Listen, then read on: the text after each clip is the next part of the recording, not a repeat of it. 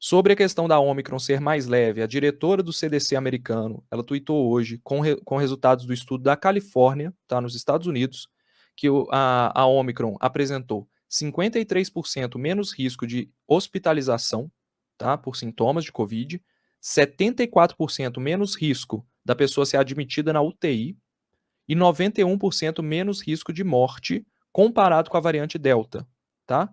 E ela não teve nenhum paciente requerindo ventilação mecânica no estudo, ok?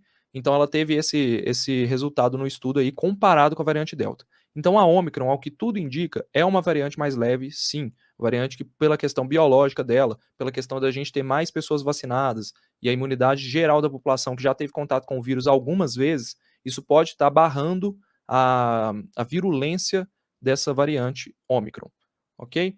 Só que, por outro lado, a gente tem um aumento drástico da mobilidade humana, que eu trouxe aqui os dados da Rede Análise Covid, da especial lá do Isaac Schwarzhaupt, nosso parceiro aí de muitos dias, apareceu aqui para dar más notícias para a gente, mas está sempre produzindo dados incríveis para a gente também. A mobilidade humana, se vocês pegarem os picos aqui, elas estão nos picos antes do Réveillon. Então, se você pegar mercado, farmácia, comércio, transporte público, parques e locais de trabalho, estavam nos picos. E aí, depois do Réveillon, você vê um pico em residências, as pessoas ficam mais reclusas em casa e uma queda drástica porque é feriado, todo mundo para de sair e tudo. Você tem nos primeiros dias do ano ali, você tem as pessoas ficam mais isoladas em casa mesmo, mas isso depois volta a subir. O que eu quero trazer com isso é que a mobilidade humana no Brasil atingiu níveis, no final do ano passado e na primeira semana desse ano, atingiu níveis nunca antes vistos desde o início da pandemia. Então a gente estava no maior nível de mobilidade desde o início da pandemia. E isso predispõe muito à transmissão de um vírus por via respiratória. Tá?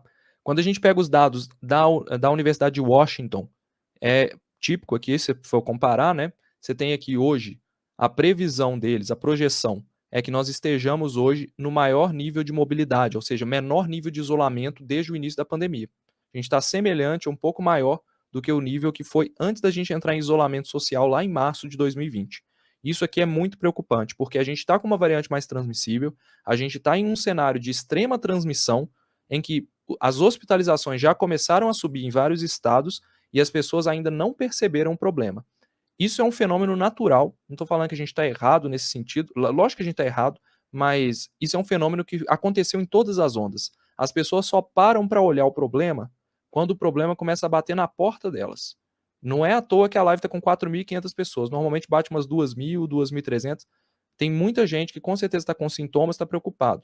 Então as pessoas estão começando a olhar para esse problema agora, sendo que a gente está dando alerta desde o dia 25 de novembro. Quando foi a primeira live que eu fiz com a Omicron, que eu mostrei para vocês a transmissibilidade da Omicron em relação à Delta, que eu falei, esse negócio a gente tem que observar de perto, porque se chegar no Brasil, vai explodir. Não há nada que nos leve a crer que a gente vai ter a mesma sorte que a gente teve com a Delta. Com a Delta não havia tantas mutações, não havia escape imunitário muito forte. Com a Omicron ela tem extremas mutações ali na proteína spike, você tem um escape imune, então ela acaba reinfectando muito. A gente contou com a sorte com a Delta dominou o país sem causar um aumento de casos. Com a Omicron, ela dominou o país, causando um mega aumento de casos. Então já era esperado. E somando isso, apesar dos alertas, a gente está no maior nível de mobilidade humana desde o início da pandemia. Querendo ou não, né, os dados, a gente, como eu falo para vocês aqui, a gente está em apagão de dados, né, pessoal? Então, os dados do sistema do Ministério da Saúde, eles não estão disponíveis para nós consultarmos. Eu não sei como que está a realidade do país. A única coisa que eu tenho são os dados do jornal, que são os dados do consórcio de imprensa lá, que eles sempre levantam todo dia, né?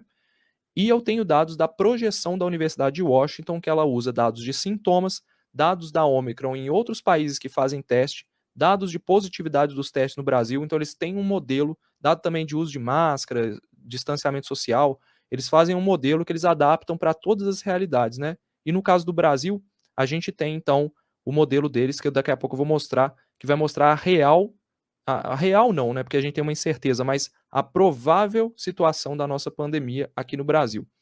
Então, No último registro que eu tive acesso aqui, o Dimitri falou que hoje foram mais de 100 mil, no último que eu tinha tido acesso foram 88 mil casos ontem, ou nas últimas 24 horas, fazendo com que a média móvel de casos subisse abruptamente, né?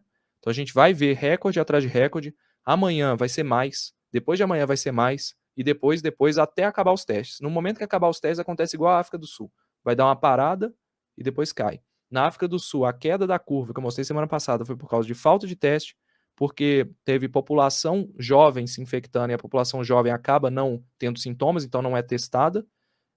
E você tem também uma imunidade prévia da população que estava bem, que tinha se infectado, e também tem a porcentagem de pessoas vacinadas. Somando tudo isso, você tem uma curva que para de subir. Não sabemos o que vai acontecer no Brasil, essas são as hipóteses para a África do Sul, então não tem como saber exatamente o que vai acontecer aqui e qual que vai ser o teto da variante Ômicron no país.